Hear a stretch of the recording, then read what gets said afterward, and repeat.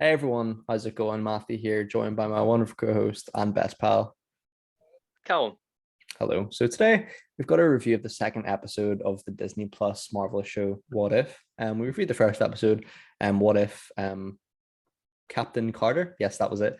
I had to think for a second there. Last week it was really, really good, and today we're back with the second one. So I'll pass over to Callum to explain what's been going on in What If this week. Yeah, the first episode, as Matthew said, we saw what if Peggy became Captain Carter, and I think the answer was really it plays out much the same. I think there wasn't a huge scope of a changed reality there. Other than it's now Peggy in the present day. She has the super soldier serum, and the fact that Bucky's now still alive within that universe. But aside from that, it wasn't a massive deviation, from the recorded sacred timeline. But this episode this episode was crazy. So the main question posed is, what if T'Challa became a Star Lord? And I think the answer is it's pretty fucking awesome. Pretty fucking I awesome, think man. we'll obviously get into our spoilery thoughts throughout this episode, but I thought this episode was absolutely amazing. Yeah, I absolutely agree. I think this is probably one of the best Marvel Disney Plus episodes there's ever been. It seems to be a common thing that I'm saying, best TV episode ever. We just got off a Riverdale recording there, and we kind of had the same thought about that episode, the most recent episode, and this What If episode is incredible. It's fantastic. The first one, you kind of get a vibe of okay, it plays out like Captain America: The First Avenger, just if it was Peggy Carter, but here so many things have changed, bringing back big villains from the movies, making them adorable, strangely, and it's amazing. It's incredible. I think definitely the first episode was sort of a little teaser. This is what we can do, but then this episode is like, okay, let's just go to town with this. Let's just change everything, which I thought was great. But yeah, man, if you want to open the floor with your thoughts, man, I'll chip in where I can as always. Well, we'd obviously seen footage of this episode prior to seeing the episode itself. And in all honesty, I was quite concerned.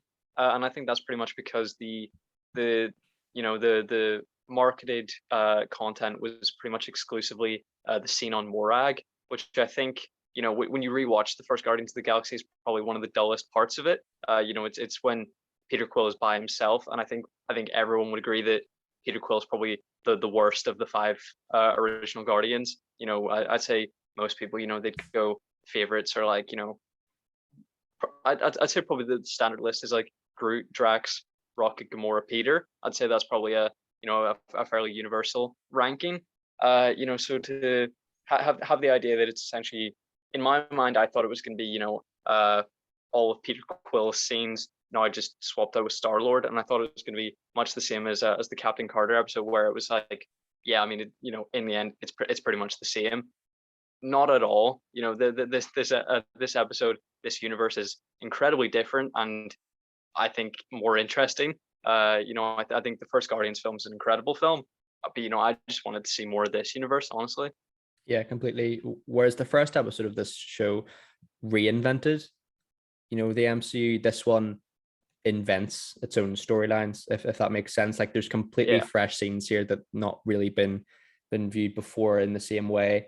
And then yeah, I think the main takeaway from this episode is that this is what the MCU can do at its peak when it's like colorful characters, colorful environments, and it's just everything. Like it manages to blend that sort of crazy cosmic aspect that the first live action Guardians did so well, but transfer it to animation. And it's not necessarily a mix I thought that made sense or would do well. T'Challa as Star Lord never crossed my mind as something. Whenever I sort of hear, okay, what character do you think would work well in this instance? I kind of think, okay, T'Challa, what character would mix well with that? I kind of think maybe like Iron Man or something like that. But yeah. T'Challa, Star-Lord wasn't necessarily a fit I thought would work, but it absolutely does. And yeah, and of course it's worth noting. I think this is probably Chadwick Boseman's final ever performance, either voice or live action, if I'm not mistaken. Is it? Yeah, he's going to be in three further episodes of What If. But What If, to my knowledge, is the last thing he's ever going to be doing. I mean, I believe Ma Rainey's Black Bottom was his final live action film performance, but I think this is his last performance of all time. It's tragic, to be honest with you, bro. Like it upsets me even talking and thinking about it, to be honest, because and there's like a touching tribute at the end of this episode dedicated to him. Yeah, like the character is brilliant. Like, you know what I mean? Like it feels like just they've taken live action to T'Challa and just animated him. Like it's phenomenal. And they still have those sort of those fun and quirky aspects of Peter Quill Star-Lord in there as well. Yeah, you know what? I thought the animation was maybe a little less pinpoint accurate than the first episode. But you know, of course, you have his voice, and that's all you really need. You know, we see in this episode that he was actually picked up by Yondu as a small child. You know, from Wakanda. So I thought this. I mean, you know, I guess it's, you know, seeing it now with the context of the tragic passing of Chadwick Boseman, it is nice to hear, you know, his Wakandan accent, you know, because that's the, you know, the legacy that he's leaving behind as Black Panther. But I think, you know, at that time, whenever he was recording in the studio, I think it would have been a nice idea to maybe, you know, try something different out. You know, Chadwick Boseman's American. You know, he might have, you know, pick something up. You know, a different accent. You know, I think it maybe Yeah. would have given him. I mean, you know, the whole show is a what if scenario, and you know, this is really just what if he was raised in space. And I think it would have been maybe interesting to, you know, give him maybe a wider scope of ability to perform. Yeah, that's certainly an aspect, an avenue that it could have went down. I agree. And with that, I think when I think of this episode and when I think people look back in this episode, another major factor of it is Thanos. Now, I think this is the Mm. first time we've kind of seen Thanos since obviously the Avengers film. So it's interesting that Josh Brolin, I think, is back to voice him and stuff. And what they do with the character is probably the most wacky thing they've done with a character yet in the show so far. I know it's only been 2 episodes, but I think that'll be one of the craziest ones throughout the show, if I'm honest. So what was your thoughts on that, mate? Because it was such a departure from what we're used to seeing, and not in a bad way though, with the character. No, it was so wild, and you know, even seeing it in the moment where he appears, you know, I took it to mean that, you know, he was just sort of a, you know, a bar patron, but the fact that he's actually a full blown Ravager was, you know, it was a very bizarre take, and you know, it was something that I really loved, and I think, you know, we're I think it's only right to talk about legacy when it comes to Chadwick Boseman. You know, how he is remembered. You Yeah, know, I think Ma Rainey's Black Bottom, you know, I think is an incredible legacy to leave him in film. You know, yeah, because you know, you would want your final performance to be, you know, incredible. You would like your final film to be incredible, and he achieved that. And here, you know, the kind of character he leaves, not only the fact that, you know, he is Black Panther, you know, he is T'Challa, the kind of person that T'Challa is, and his effect on the MCU, I think is really cemented here. Because the fact that T'Challa was the only person that was able to talk Thanos out of his plan, you know, to commit mass genocide, I think just leaves the character with this incredible legacy as like the MCU's ultimate diplomat. yeah, 1,000,000%. Like he is that peacemaker in the MCU. He's absolutely fantastic, and as I said, even though it's an animation, you still get a sense that this is exactly the same character at heart that the live action suggests. And I absolutely agree. Even just in his voice work, I don't necessarily associate Chadwick Boseman's acting with voice work or anything like that, but man can do it. Man's talented, to be honest with you, and it's fantastic because he's got like that calming voice as well, and he's just super talented, is what I would say. You know, he could Yeah, do everything. because I think a criticism that could be you know, given against the first episode was that you could really tell that the voice actors were talking to no one in the recording booths. Hmm. But here I think it was a lot more natural, and it came Yeah. across a lot more genuine. Like it felt as though there was a real conversation being had, and I think he's doing a lot of that heavy lifting.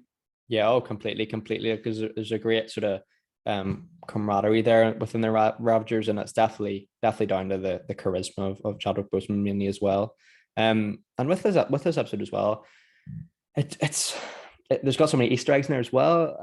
You know, we've got like Howard the Duck is another big one, and the Collector and those kind of things. So it kind of does present the Collector as of a kind of a more intimidating force, and he's played as a bit of a jokey character, I would say, in the Guardians films. I don't really remember him too much in those. But here Yeah, he's got all it's kind of a bit like Red Skull in the Old Man Logan comic, where he's got all these old trophies for superheroes like Cap's shield or Thor's hammer, Iron Man's gauntlets, those kind of things. So I thought it was a really good sort of culmination of those. It was just a really good culmination of Easter eggs. Like there's a lot here for the fans too.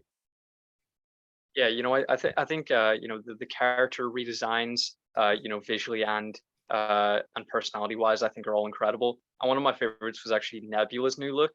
With the sort Agree, of noir definitely. kind of look with the long blonde hair. I'd really like to see that adapted into live action. 1,000,000%. I think what they did with that character is fantastic. Like she's one of the characters in the films where she's really underrated. I feel like Karen Gillan is incredible. Like you go to and her dedication to the role is clear as well. She shaved her head for it. She clearly cares a lot about it. And yeah, I thought the character in the What If was really, really fantastic. And it excites me as well for what they could do with the character in live action. Hmm. I am pretty sure by this point though, Thanos, he's portrayed here, as the kind of like lovable scamp. Oh, he was planning a genocide. But I mean, by that point, I'm pretty sure he'd murdered, half of everybody on Gamora's planet. Yeah, yeah, it's a good point. Like, and every scene he's in, he was like, it's just it's logical, it makes sense. But yeah, you kind of look at it and you think, yeah, he probably murdered quite a lot of people. That's what I like about the Ravagers, though, in the sense that like they are kind of these lovable scamps that, they're not. They're kind of like the Suicide Squad of the Guardians of the Galaxy films. You know what I mean? Like they're kind of lovable rogues, if you will. Yeah, I don't have anything else on the episode because, these episodes sort of breeze by, but I think this was one that really effectively told an entire story in one episode. It I felt agree. like a condensed film rather than, kind of like a pieced together montage, where Peggy Carter was just sort of dumped in place of Steve Rogers. Yeah. Here I agree with you that that this invented its own story rather than just crowbarring someone else into the existing scenes of the MCU. Yeah. This created something entirely new, and I'd say Thanos is a is a big deal in that. I thought this episode was just incredible. I would rate it very highly. You know, I think the easiest way to do this is comparing the episodes to other episodes within the series. I think this has set such a high bar that I just don't think will be met. I think that there are plenty of other great ideas in the remaining 7 episodes, but I just don't think anything will come close to this. So I'd probably confidently rate it a 9.5. I think it's a fantastic episode, a really good showcase of the talents of the MCU and what it does really well. And of course, I really enjoyed like the Peter Quill ending as well. You kind of get the whole episode of that showcases T'Challa's story, but you kind of don't get a sense of Peter Quill. And it saddened me a little bit that it seems like he just his life was maybe a bit boring. Like you get a sense just by the character, like he was just doing the mundane sort of human stuff. But I'm not sure if the ending of this episode suggests a future adaptation of this story or anything like that, or future continuation, should I say? So that'll be interesting to see. But yeah, I think this episode's remarkable. I'd love to see more of it, to be honest with you. So it's a 10 out of 10 for me. Really, really fantastic job. But yeah, that concludes another What If review in the channel. Thanks very much, Colin, for your time today, man. And yeah, thank you very much, viewers, for your time. We appreciate everyone who watches our videos, who likes, subscribes, shares, comments, just everything. It means a lot to us. And yeah, we hope you guys are all keeping well. Hope your family and friends are keeping safe and well too. Take care, and we'll see you soon. Bye bye. Bye bye.